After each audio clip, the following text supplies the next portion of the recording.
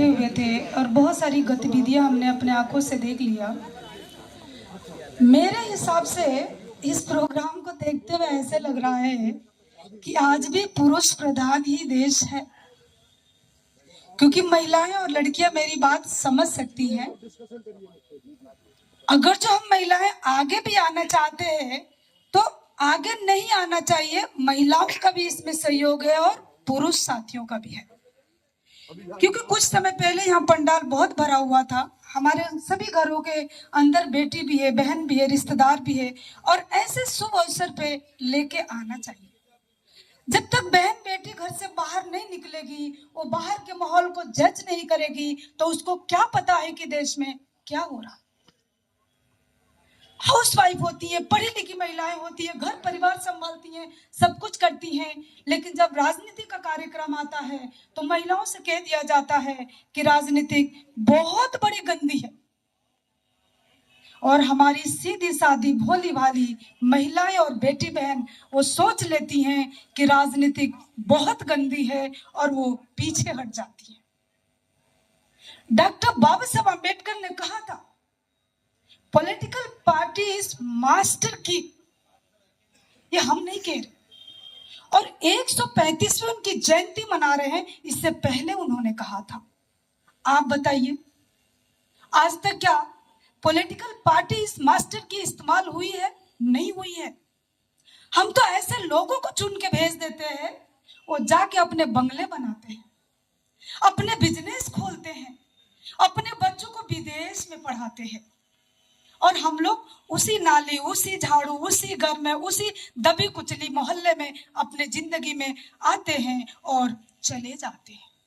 ये कड़वी सच्चाई है मेरे भाइयों और मेरे बहनों। बहुत सारे वक्ताओं ने बात रखी, रखने के लिए कुछ है नहीं, लेकिन मैं एक छोटी सी बात बोलना चाहूंगी। तथागत गौतम बुद्ध के बाद 2350 वर्ष बाद में एक महामानव का जन्म होता है, जिसका नाम है महात्मा ज्योतिराव फूले। महात्मा ज्योतिराव का जन्म 1827 में हुआ था। 1827 में तथागत गौतम बुद्ध के 2350 वर्ष बाद। शिक्षा की बात आ रही थी, लोग कह रहे थे, मैं सुन रही थी। बहुत सारी बातें सही बता रहे थे, बहुत सारी बातें गलत भी बता रहे थे, लेकिन हम छोटे लोग हैं ना, हम छोटे लोग हैं तो हमारी बात को नहीं माना जाएगा। और शिक्षा का अधिकार हमको मिला था 1820 में। आप जाइए, इतिहास के अंदर घुसिए, पढ़िए। और अब से पहले भारत अफगानिस्तान तक था। कितने टुकड़ों में बटा है आप देख लीजिए, आपके सामने की बात है। और शिक्षा देने वाले महात्मा ज्योतिराव फूले और सावित्रीबाई फूले ने मेहनत करके, संघर्ष करके, मनुवाद से, ब्राह्मणवाद से लड़के अपने कारवा को बहुत दूर तक लाए। उसके बाद डॉक्टर बाबा साहब अम्बेडकर का जन्म होता है, और डॉक्टर बाबा साहब अम्बेडकर उसके बाद का कारवा लेके चलते हैं। सावित्रीबाई के बाद, सॉरी, डॉक्टर बाबा साहब अम्बेडकर से पहले साहू जी महाराज ने उस मशाल को लेके अपने समय में चलाया था, और साहू जी महाराज ने डॉक्टर बाबा साहब अम्बेडकर को वो कारवा दे दिया। और उसके बाद से डॉक्टर बाबा साहब अम्बेडकर ने संविधान लिखा और महिलाओं के लिए हिंदू कोड भी लिखा। वो हिंदू कोड भी लागू करने में बहुत सारी दिक्कतें हुई और साहब को बहुत सारा झेलना पड़ा। लेकिन हमारी कितनी महिलाएं हिंदू कोड बिल पढ़ती हैं? इधर कुछ बच्चियां दिख रही हैं, आप पढ़ते हैं? नहीं मालूम। आप लोग हिंदू कोड बिल कभी पढ़ा? नहीं मालूम। जब आपके अधिकार ऑलरेडी मिल चुके हैं, आप पढ़ेंगे नहीं, उसे जानेंगे नहीं, तो मांगेंगे कैसे? कानून भी उस व्यक्ति का मदद करता है, जागते हुए व्यक्ति को, सोते हुए को कोई व्यक्ति मदद नहीं करता है। हम लोगों को खुद ही जागनी पड़ेगी और अपनी आवाज खुद ही उठानी पड़ेगी। तो समय कम है, लेकिन मैं सभी भाइयों से अपील करूंगी कि जब भी आप सामाजिक कार्य के लिए जाते हैं तो अपनी बहन बेटी, अपनी घरवाली को साथ में जरूर लेके आइए, क्योंकि महिलाओं के भागीदारी से ही आपकी समाज की आकलन होती है। अगर जो 10 विधायक पुरुष हैं, 10 महिला बनाइए ना, क्या दिक्कत है?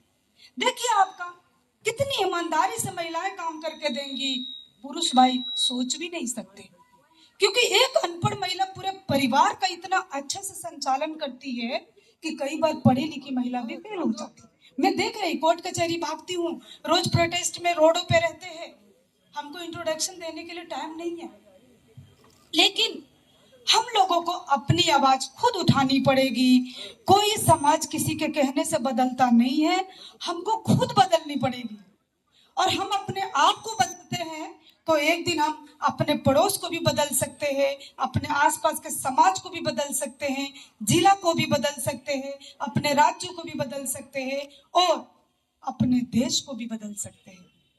तो सबसे पहले महिलाओं को अपने हक अधिकार जानने की जरूरत है और बाहर निकलने की जरूरत है। घर के अंदर कुछ नहीं मिलेगा। मुझे नहीं लगता कि पढ़ाने विद्यालय आपके घर आता हो। आप बीमार पड़ने के लिए शादी ब्याह में पैठ में जा सकती हो, तो सामाजिक काम में क्यों नहीं आती महिलाएं निकल के? आना चाहिए आप लोगों को।